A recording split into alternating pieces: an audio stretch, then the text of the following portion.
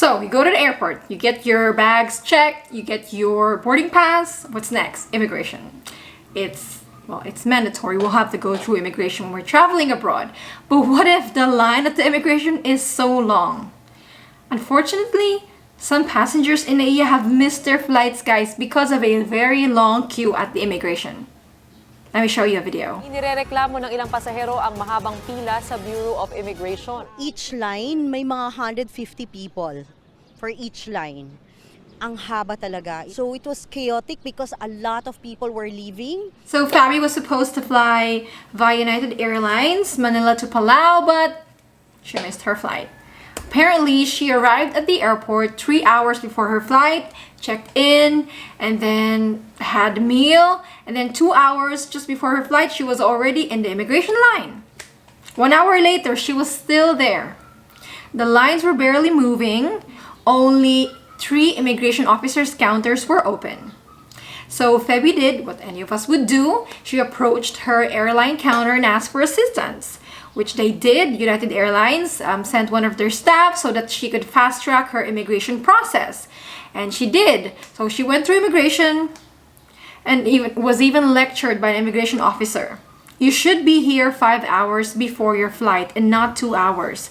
Airport now is very busy again. Oh, 5 hours. Typically, check-in counters for international flights open 3 hours before the flight.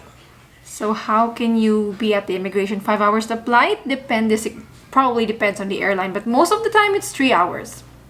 Now, going back to Feb's story, she got through immigration, through screening, and she was on her way to the boarding gate, she was told she missed her flight. Okay, she missed her flight, guys. Sad. Immigration and the airline kept blaming each other. No proper coordination, obviously, between these two. Yikes. And Feby is not the only passenger. According to her, there were more passengers who missed their flight on that day. In fact, in another news last month, a passenger also missed their flight because of, again, a long queue in the immigration. Elsa Aquino, who was gonna fly Dubai to Manila, missed her flight. She was in the immigration line for 2 hours. And immigration knows this. They are aware of this issue. In fact, last January, they issued a press release. The immigration commissioner says the airport lines must be resolved. According to them, they have enough officers. All counters now were manned. But the lines still remain very long. It's because of a space problem. We can add so many officers, but if the space is limited, then there will still be lines. Of course, NAIA is not enough. With a population of 110 million, we only have 2 major airports in Luzon, like NAIA, and then there's Clark, which is not sufficiently used. Sayang yung equipment's there. You know, it's basically, for me, I see it as that the immigration is just refusing to hold responsibility.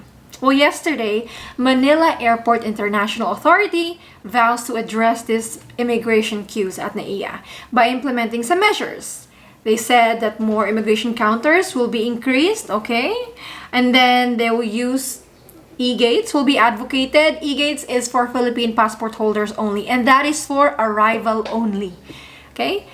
If you're a Filipino passport holder po and you see that the lines are very long, you go to e-gates, but you have to keep your boarding pass kasi you'll need that. And last measure is that they have already requested airlines to open their check-in counters earlier, and they should also notify the security guards at the entrance, because sometimes if you are there too early, they won't let you in.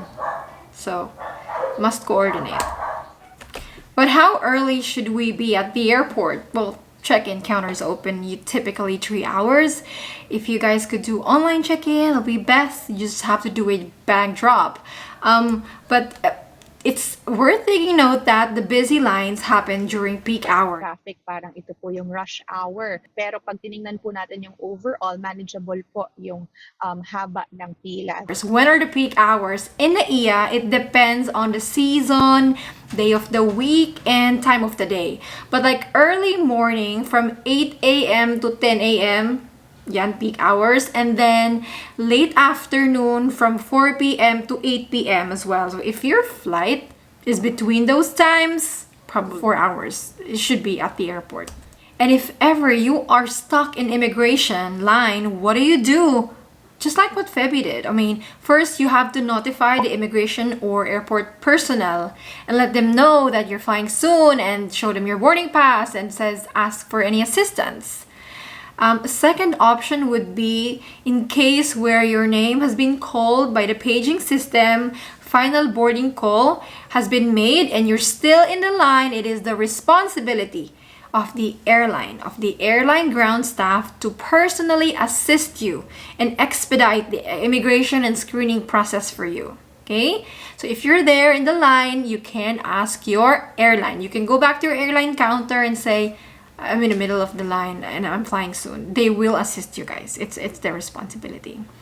And if you have a companion, you can ask your companion to go to the airline counter and you stay in the line. I know it's giving you anxiety vibes, guys, but is it really that bad? You know how media can exaggerate things. Diba? We have to take the news with a grain of salt these days kasi media tends to exaggerate or it's sometimes too negative, diba?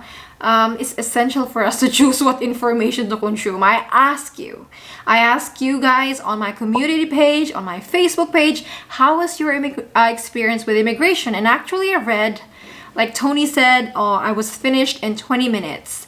Rachel said, based on my experience going back and forth to the country, it was okay. The lines weren't long. Siguro it depends on the time, I agree. However, Diane, who shared, she got home last Saturday afternoon. For foreign passport, there were only 3 manning booths and it took 40 to 50 minutes. While for Philippine passport, it only took 15 minutes. Kasi it's because with Philippine passport holders, you have the e-gates option. Victor said, it took a long time last February 14 in Clark.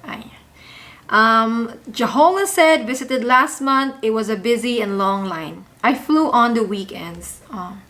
See, it just varies, guys. If I were you, I would just be at the airport 3 to 4 hours before my flight. And if I could do online check-in, I would do that. It saves you time from the line at check-in counter as well. The bag drop is most of the time a shorter line. According to Manila Airport Authority General Manager, in the meantime, we ask for the public's understanding as the measures are put into place. Understanding. Yeah, but no. In the Philippines right now, we Filipinos have learned we're no longer in the tiis culture. We don't endure bad treatment, right? We aspire to be a better country, want progress, diba? So when we aspire for something better, sometimes, sadly, some of our kababayans would say, why complain? Just tiis, just endure. Or others would say, if you don't like NAIA, why don't you go to other airports? There are worst airports in the world. Well, that attitude doesn't help.